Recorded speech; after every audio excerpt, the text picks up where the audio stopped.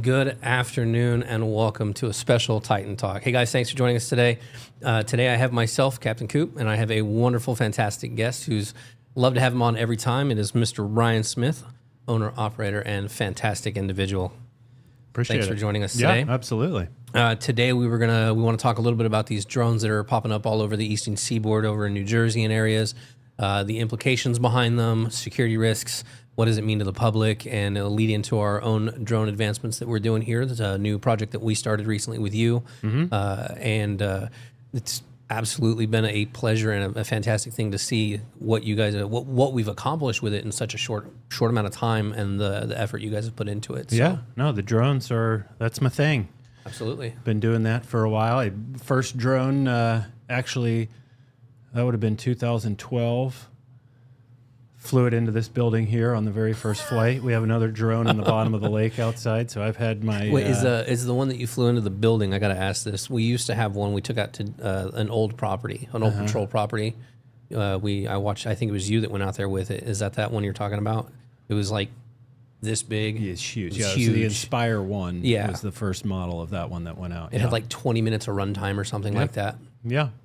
Yeah, they've come a long way since then. But yeah, no, we just recently got our first security company to be authorized by the FAA to fly drones beyond visual line of sight across the country, which is That's a huge deal. And part of the regulatory stuff, which I think comes into this discussion. I mean, I'm tuned into that just because that's been the most impactful or the biggest barrier to us using them as for security.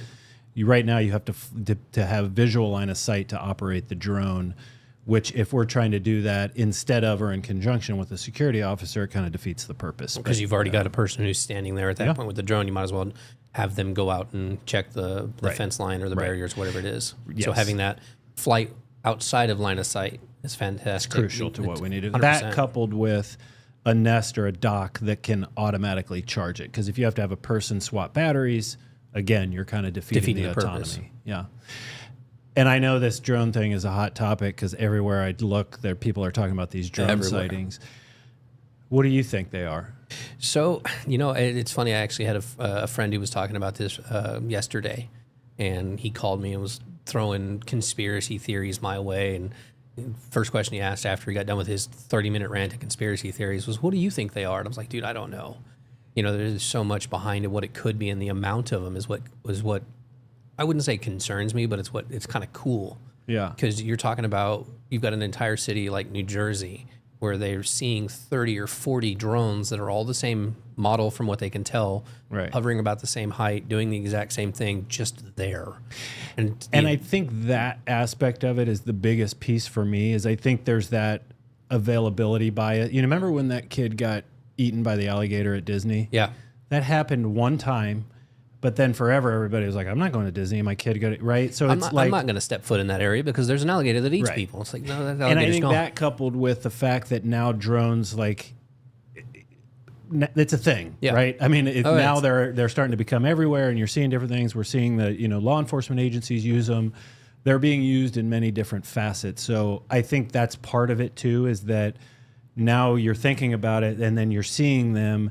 That coupled with, we're at a point where we're seeing hockey stick growth with the use of drones for all different reasons. Well, and that's something else that you got to think about too, is they ran a study. I don't remember who did it, but there was a study of the most UFO sightings worldwide. And I think it was in the last 9 months or something. And please don't quote me on that because I only saw it briefly. Mm-hmm. But it was something like last 9 months. There's been 3,000 UFOs spotted in the United States, and a majority of them right now are, of course, all on the East Coast side because of the drone sightings. And so you've got this mass kind of hysteria behind it, where you've got 45 drones, 50 drones in one night that are hovering over a city, and everybody's panicking. And there's been videos of all kinds of people making assumptions of what they are or whatever the case may be, and with no knowledge, it feeds the fire. It does. And I think that's part of the problem, is I think that you're seeing a lot of fake video, like the one of the people shooting at the drone. I saw that one. And they're claiming that that's the government or the FBI trying to down the drone. That's absolutely false. And I'll be honest with you, I don't know if they've debunked that one, and the only reason why is imagine trying to hit a bird with a rifle. There's a reason why you use a shotgun. Shooting bullets at a drone is the last thing. One bullet. And especially from a law enforcement capability, there is capabilities to down drones, and it's not shooting at them. No. There's all kinds of techniques that they have to down drones out there that they've shown in use. And all sorts of stuff. And that's a big discussion right now. In Congress, they're talking about who has the authority to down a drone. Right now, it's one agency, and they're talking about do we want to let local law enforcement, different agencies have the ability to down a drone. There's all sorts of implications. You down a drone, where is it coming down safely? How do you do that? What are the criteria that allow you to do that? And again, if they are given the authority to do that, it's not going to be shooting them down. There's all sorts of technical measures and different. Oh, yeah. There's industries. We've seen that when I first started going to ISC West, which is a security technology show that they do every year in Vegas. First time I saw a drone was in 2015. It was Nightingale. That's how I met those folks. And the next 2 or 3 years, you started to see a little pocket of, okay, now there's drones, and then there's a whole nother section for counter drones. How do we detect? How do we do all of this stuff? So the capabilities of the government to tell, and that's why the language that I've been hearing as the Homeland Security and different agencies are commenting on this, they seem very careful with the language they're saying. And I've heard them say it's not a security threat. Yeah. There's reasons behind what they're saying, and I'll just throw it out there right now. I don't think the list of options for this is pretty small. It's foreign adversaries, it's commercial drone operators, it's the military, it's aliens. Well, you got to think when you're thinking about the amount of drones that are out there right now that are being spotted at one time. Right. I've seen our guys where we're testing right now. We're still testing our drone stuff. It's one person per drone. So you're talking about 35 drones, or you're talking any amount over than 5. If you've got the technology to be able to man that many drones with one person, that's a very small number of people that are able to do that. Well, but that's more of a regulation concern more than it is a logistical concern, meaning the technology exists to be able to fly these things without humans at all. And that's where I think, but that's a distinction, though, that I think is important, because what I have seen of these sightings that seem to be legitimate, they all have FAA approved lights on them, meaning if you look at an airplane, the left wing has a red light and the green on the other side. And that's so that you can tell which, if you're seeing it in the air, you can see it coming towards you or going away. Exactly. Right. The other lights, the flashing strobes, those are anti-collision lights. The solid lights are typically landing lights. My point being, if this was a foreign adversary or an alien, why are they using FAA approved lights? Why are they broadcasting what they're doing? Right. It's fair. So I don't think these are aliens. I don't think these are foreign adversaries. I think they're probably either military, it's us, or it's commercial drone operators that are legally able to do this stuff. I think it's likely some testing and some different things. And then I think the other are just people seeing drones that they would normally see, and they're just more aware of it because everywhere they turn, because there's drones everywhere now. Because you were right there when you're talking about drones being everywhere. I mean, you see in the news drones being used in everything. Right. And so the news. Yeah. I recently saw, and I'm not a sports guy by any means, but I recently saw they were talking about using drones in sports, and then I watched a Chiefs game, and there was 3 drones just hanging out watching it from the top. If you go to a Chiefs game now, the parking lot, they've got, I was out there a couple weeks ago, and I think I counted 4 separate drones that were up in the air flying. So, and then the other side of this that people are talking about is they're flying over my house. They're flying over areas that they shouldn't be. And I think that gets into the regulatory side of, you can fly a drone over somebody's house. There are some, and there's plenty of videos and content over, stuff, there's differences between commercial flight, hobbyist, and recreational. But think of it as an airplane. The drones are still occupying the same airspace that airplanes are. Airplanes are able to fly over your house just like a drone is. Right. So there are some privacy issues and some different things that I think, as these start to become more mainstream, and that's what the FAA is trying to figure out. For our application, beyond visual line of sight, we're pretty much contained to one location where nobody should be. Right. It's very low risk. When you start talking about Amazon and different stuff like that, you're talking about traveling over people, distances. How do we make sure drones don't run into each other? Because when they open Pandora's box, these things are going to be flying around everywhere. New York City is using drone as a first responder. They're putting drones on top of their precincts. They're sending them to 911 calls. You can have drones respond to Shot Spotter. You know, Shot Spotter is acoustically, it can tell in position where shots are. Microphones to listen to where it is and tell where it's coming. You can get a drone over time. It can automatically deploy with Shot Spotter, and then you've got eyes over it before the first 911 call even comes in on it. So they're using these things, and I think it's happening a lot quicker than anyone was expecting. And I think now we're kind of seeing a critical mass of it where it's becoming more mainstream, and we're only at the tip of the iceberg. I mean, it's only going to get more involved from it.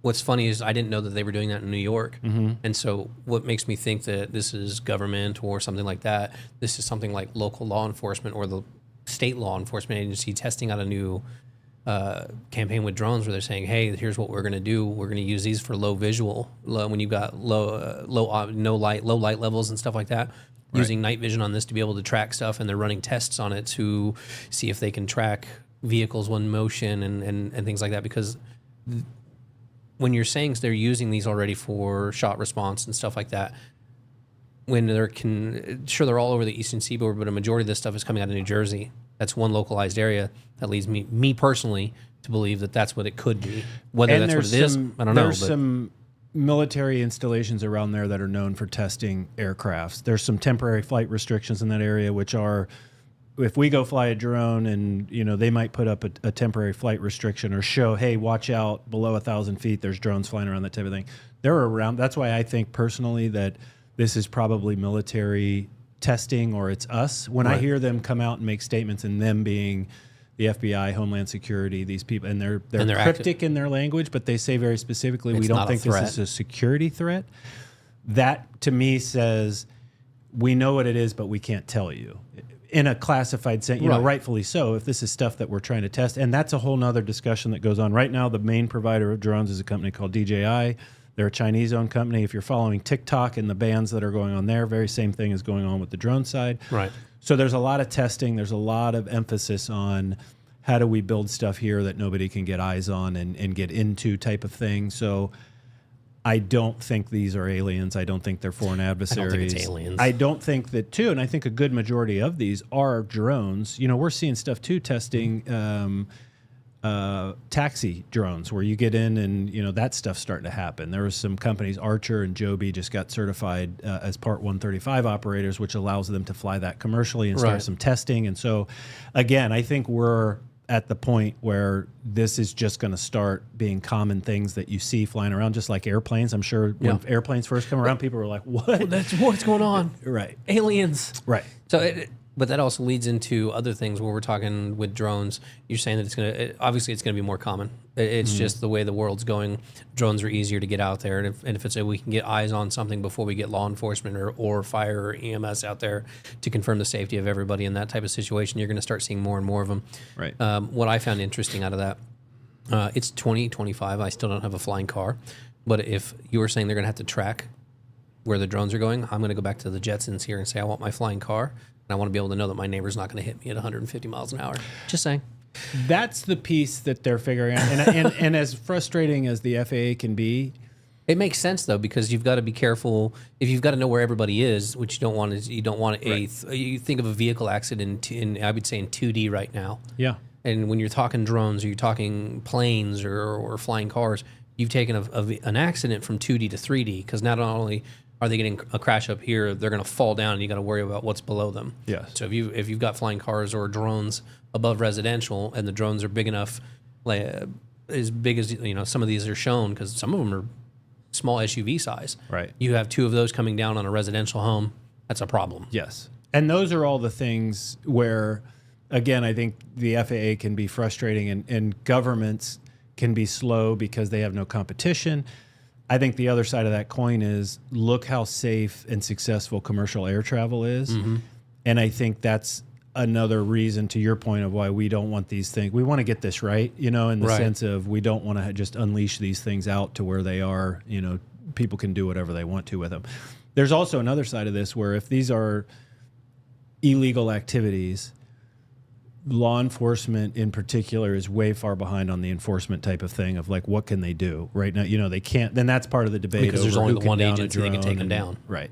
And the capabilities, and even if there's a lot of counter UAV technology that can tell you down to, whose drone is it. You have to register it. And so depending on if you do things right or even wrong, it can tell you where that person is that's flying it, and they have all this information. But then what? You have that information, but then who's going to go deal with that person, go reprimand them? Is it a state thing? Is it a federal thing? Is it local? Because if you're talking tracking down where it is, I mean, if they can track down ham radio frequency and they can tell you exactly and pinpoint where where you are, almost down to within 100 yards, and they can do the same thing with a CB. Right. I have no doubt that they can track a radio frequency from a drone and be able to get within 100 yards of where you're jam standing. it. I mean, that's what happened. I mean, we saw that in Russia, Ukraine. They were using DJI drones. Ukraine was to attack Russia. And then Russia started to figure out where they were. Well, they quickly figured out it's because China's accessing the software, telling the Russians where it's at. So then that started a whole nother thing about, and a lot of the consumer drones that were being used, the Russians were just easily able to jam them and do different stuff like that. So that's really what kind of turned the attention. And it's a real thing. Now, to what degree, I think that's the debate that people are having is, right now DJI is banned from critical infrastructure. Are they going to ban them from everywhere? That's kind of the current debate that's going on in Congress right now. But it's definitely a discussion. I will say, I'm not a conspiracy theorist. I don't believe in ghosts. I do think, for the record, there's aliens. I just don't think this is them. Heard it here first, folks. Well, and that's a whole nother rabbit hole going down. But I mean, there's stuff that's out there that we have seen that we don't know what it is, and I think that I'll be 100% honest. I'm kind of with you on that. It's I take this from a guy. I can't. Is it Degrassi? Oh yeah, real smart guy. Yep. I can't remember his first Neil name. Tyson. Neil Tyson. Yeah, I take it from him. He's much smarter than I am, and when he says, "Hey, statistically, it's impossible," that's his theory. Is that it more likely than not? And so, if I've got a guy who's that smart, who's looking at it and going, "Hey, these are the basic building blocks. These things are littered everywhere. Statistically, it's impossible." I'm going to believe that, hey, there's probably aliens. Now, are they advanced enough to make it to us and do all these other things? I don't know. But I'm going to agree that statistically that we're alone in the entire cosmos. I'm going to say no. Well, so I believe in them too. I think, though, that there's been stuff that has come here because, don't use Roswell. Please don't use Roswell. No, not Roswell, but like the Pentagon came out. There's some videos that they have that they've admitted. Oh, they've admitted. We don't know what this is. That is kind of where it gets, and it is interesting that all those things happen around military installations and different things like that. But they feel pretty strongly that the capabilities and the intelligence they have on foreign adversaries is that they don't have the technology that they're seeing. They're also getting this information from their own sensors and information. Right, these are coming from Navy pilots and aircraft and military equipment that we own. So we don't have to guess and wonder: is this some doctored cell phone video or something like that? So I don't want to, again, I don't want to go down the alien rabbit hole, but I didn't want to sound like I don't believe these are, aliens because I'm pragmatic and I don't believe in that type of thing. I just don't think these are them. I don't think aliens are going to use FAA approved lights and fly around. And I think a lot of the stuff that we're seeing that looks like alien ships are cell phone videos that are, there's a whole mix of these things that are real, unreal, and something you have to consider as well with AI technology being where it's at. You can doctor a photo and a video very easily. I've seen it done. I've done it personally with podcast stuff where we've had to get thumbnails and stuff, and we use AI generated photos. Right. And so getting it to where you can have a UFO in a video is not that difficult. Right. So something you have to consider when you see some of these videos that come in is it real? Right. And some of them look real good. AI and then all of that stuff with AI where it's at and 3D rendering where it's at as well. You can get a very real looking photo and throw some grain on it, and then it's real hard to tell the difference. Right. So keeping that in mind where you see some of these videos come out that someone claims to be an alien or something else, just kind of remember that there's technology's come a long way from where it used to be. So manufacturing evidence, something like that is very simple. Yeah. I agree with you. I don't think these drones are anything like that. Yeah. I didn't even think about the FFA stuff there with the lights, and I never would have considered that because drone's not my space. That's what. And if this was a foreign government or something like that, why would you publicize that? Hey, I've got a drone. I've got 40 drones hanging over you with these lights. Right. But we want to make sure we're compliant with our light. because that's the thing. People are like flying them at night. Yes, you can fly them at night as long as you have the appropriate lighting. And, so again, I feel confident that we probably know what they are, and there's some reason why, from a classification standpoint of, hey, this testing is us testing and, something, or, whatever the case may be. And I also think there's another aspect of them that are just drones that are being used that now people are hyper aware of it and they're seeing it. And I think there's also some fake stuff floating around. And you see that all the time with the hyper aware. I did this experiment with a friend of mine with cars.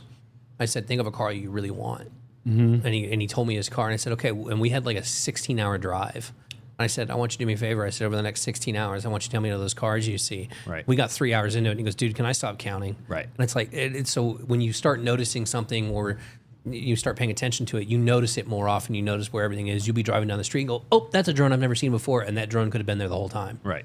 But you've never seen it before because it's not something you're paying attention to, and now you are. And I do think there's also some of this that I've seen that are actual aircraft that people are, maybe because if something looks like it's floating, well, if it's head on, and I think the perspective of where you're filming is important, right? If it's head on and it's coming at you, it looks like it's floating. To where if you're to the side, maybe it's going this way or something. So I think there's all sorts of stuff floating. I do think it's interesting of how much attention it's got and how much. I mean, I don't watch the news anymore, but you can't turn everywhere. Anything off. And I mean, social media, everything is everywhere. These damn drones. When someone first brought the drones up to me, same thing. I don't watch the news. I don't do stuff like that. The first time somebody mentioned it, the next thing I know, I looked up something else that had nothing to do with it on Google, and the first thing that popped up, it was drones. And I'm like, I didn't even type anything for this. Why are you showing me drone stuff? It's because it's so aware that it's everywhere. And so Facebook, TikTok, all of these things are going to show it. My wife called me in because she was watching something on social media, and she's like, hey, come listen, this sounds like a pretty good explanation. The guy said, I'm so-and-so, I have a secret clearance. This is what's going on. And he goes through, and he brought up the FAA lights, and he's like, I don't think this is foreign adversary. This is testing, blah, blah, blah. And he goes through this very detailed description. And then she didn't listen to the last sentence because she watched it over. And then the guy goes, and everything I just said is completely false. Don't believe anything you find on social media. And then hang out. And it was, it was like a really. It gave a really good explanation and reasoning, and everything. It's real believable. Like, oh, yeah. Right up into the end. And I was like, so that's the hard part with social media. It's what's the source? How do you dig through all the noise and figure out what's going on? So I think more to come on this only because of the amount of attention that it's getting. And I think there'll probably be some answers down the road as far as like, hey, this is what's going to, because there's just too much. Well, see, and the funny thing is we're talking, you say more to come.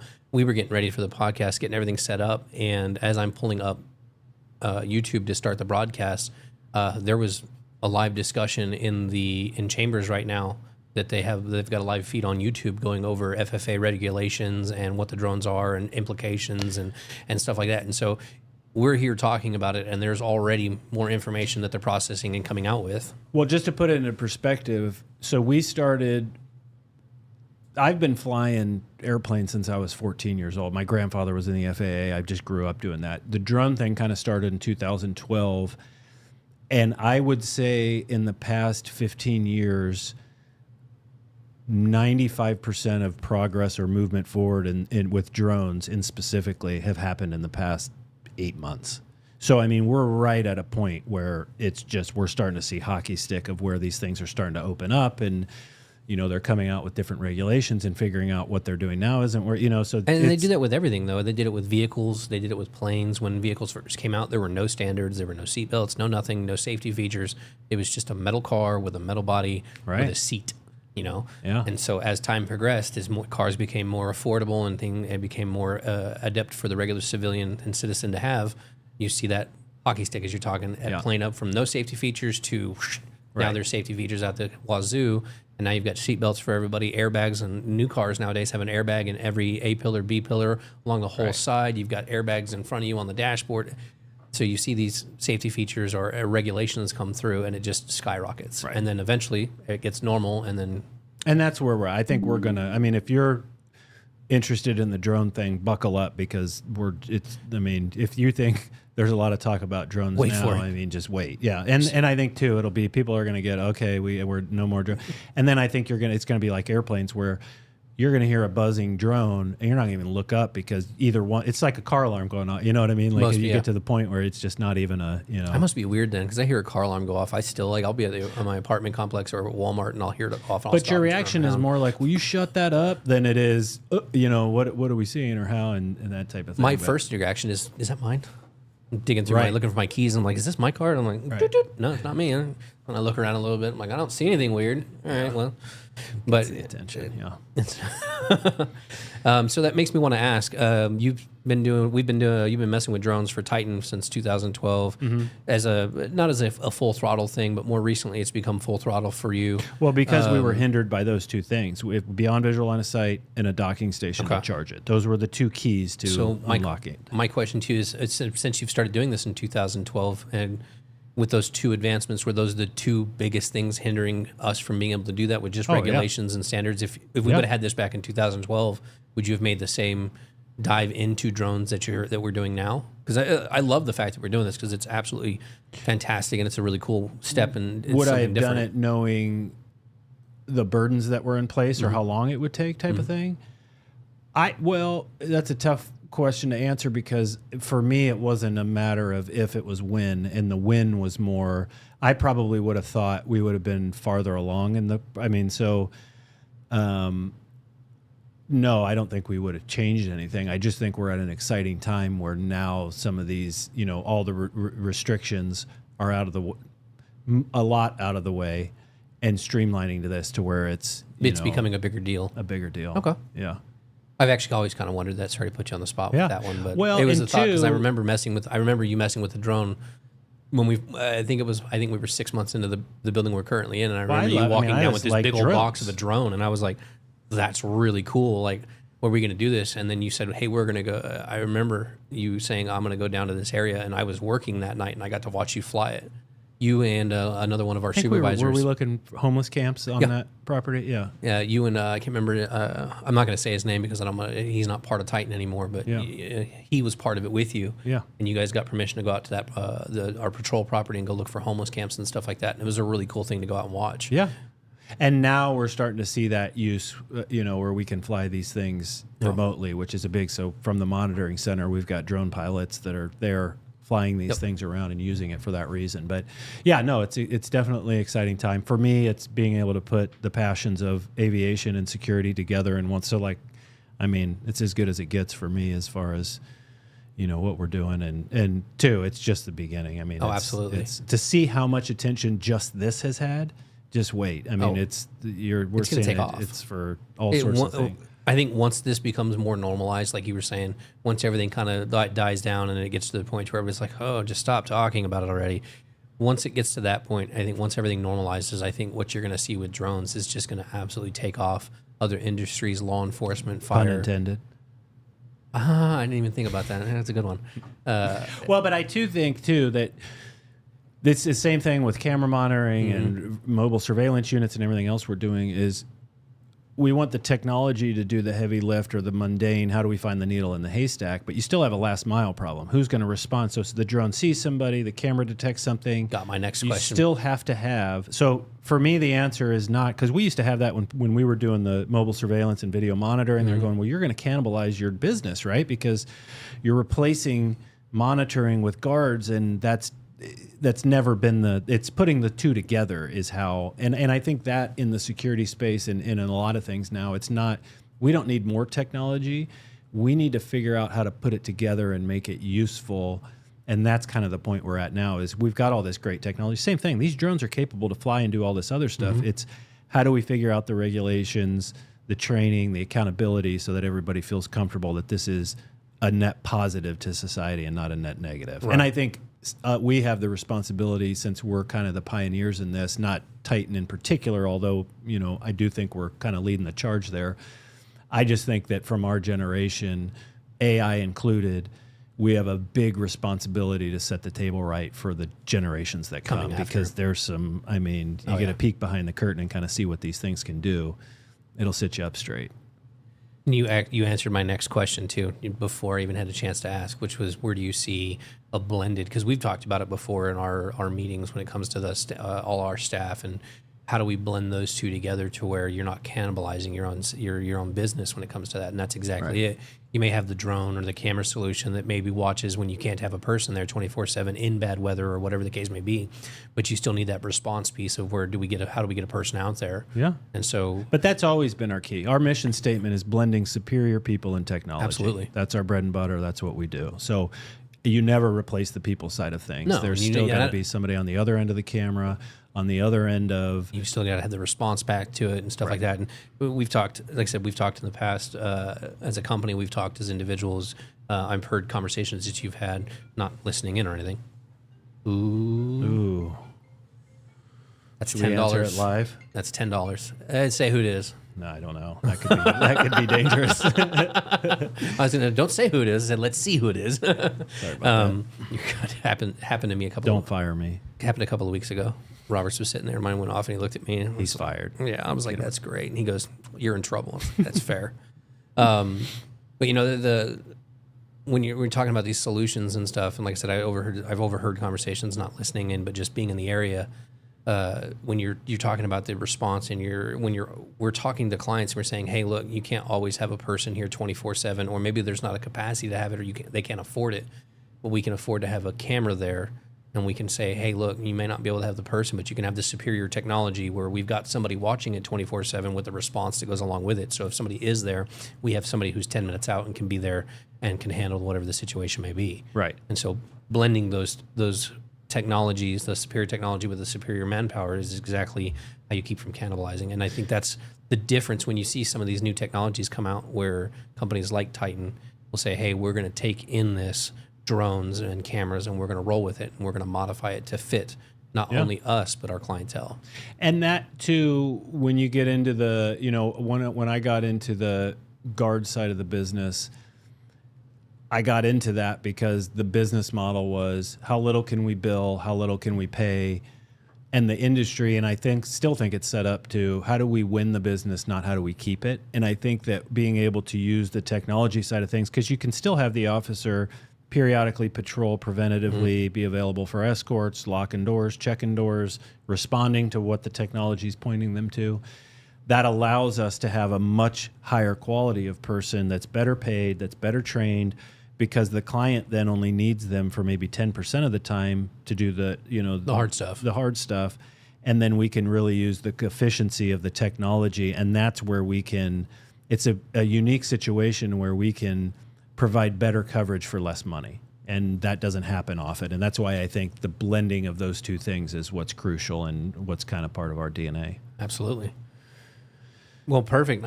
Thank you for joining us on this. We have a little we'll always session. Talk drones. I did want to. We did pull up some stuff for some of the drone footage. Sure. Some of the photos and videos that people have brought up on drones. I did want to show some of them. Okay. Didn't show them all, but I wanted to bring some of them on there and just show some of the stuff that's out there and what they look like and what people are recording, and maybe you tell me if you think it's real or not. Sure.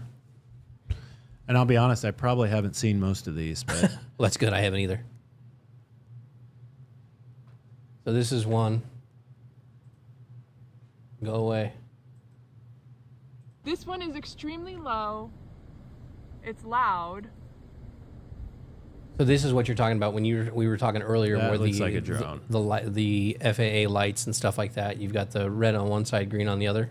And it's huge. Yeah, and the drones do the same thing. So now that one looks like a drone. Yeah, my camera doesn't. But again, it looks like a spaceship, right? Like if it's somebody that's up to something, why are we using? Like a spaceship. Look at the size of that thing, though. It's like a small plane. It really is like a small plane. I mean, realistically, that's got to be pretty big, though. No, it is odd, especially the light in the bank there. That's a weird. Oh my god.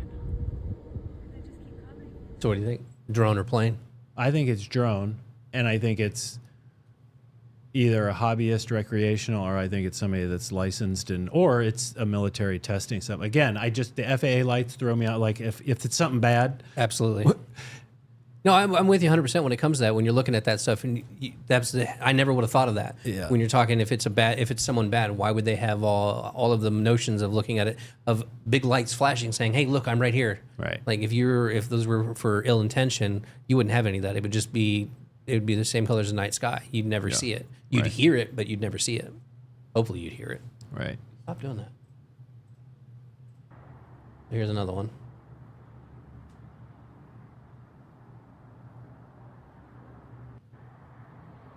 I mean, that looks like the same thing to me, but that looks like drones. Again, anything I think that has the lighting on it, I'm going to be skeptical of. That's alien or foreign adversary. Yeah. It's going to be hard for me to say, oh yeah, they're up to something, but they're publicizing it. They're publicizing it, and they're also going to, I don't know. So go to the lengths to make it look normal. Right. I don't know.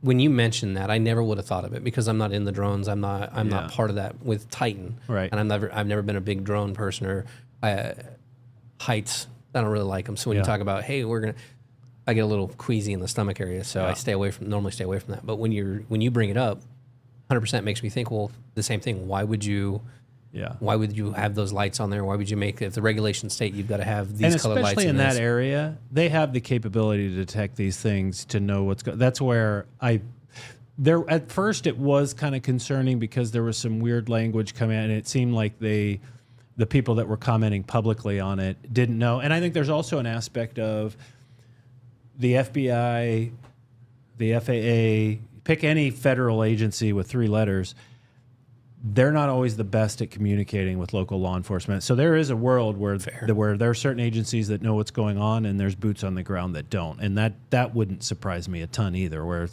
the local law enforcement is having press conferences that are saying, we don't know what this are, what's going on, and they're upset because they have to deal with it, right? They're getting all the calls, they have to go explain, and it's very tough to be in a position of authority, and your answer is, I don't know. No idea. So I get the frustration, and two, I get it from the public where they're like, "What in the world is going on?" We have a right to know. Now, what we don't know is why is it being kept from us. Now, if we found out, hey, this is some big military secret and they're testing X, Y, and Z, and this is why, we don't really want to publicize it, that can make some sense. But I feel like there's people in the know. And that we would be, taking. But we've had also, remember the balloons that were flying around, and there's weird stuff that goes on. There's no doubt. So I think that is another piece of this too, where it's let's wait and see. I mean, if they're confident enough to say this isn't a security concern, then let's take a breath and let's see how the cards play out. I agree wholeheartedly with it. So thank you guys for joining us today. Let's see. We've got some comments here. We have you guys seen the drones you can sit in and fly? Yes, that's what I was talking about with the Archer and Joby, and they just got some certifications that allowed, and they're starting to test it. That's happening in China, by the way. You can go get on an air taxi and fly, I was going to say, but that doesn't count as a drone if you're flying it, though. You're not flying it. Oh. Yeah, you're just sitting in it. So you just sit in it and it just, I don't know how I feel about that. I feel much safer than, the machines outperform the human in driving and all sorts of other stuff. So, from a safety perspective, I don't think you're going to be able to argue. I've seen some of those AI vehicles. Yeah, but you've also seen people, right? That's fair. That's fair. And I don't want to say that the AI, the robots, the drones, they're not going to make mistakes or do things that they shouldn't do. I just think they're going to do it at a far less frequency than humans are, because we get emotions, tired, we get all sorts of things that act at, and then that kind of also leads back to the beginning of it, is where when it's brand new, you see this hockey stick rising of it. Everyone's talking about how, I'm not going to name them, but this smart cars hitting curbs or driving in the wrong spots in the parking lot because they're brand new, they're still working out all the kinks, and so it's on a hot topic, everybody's talking about it, so you're going to see it everywhere, and it's going to be this huge thing. Now, I'm with you. Am I going to jump into Air Taxi version 1? Absolutely not. Version 12? Maybe.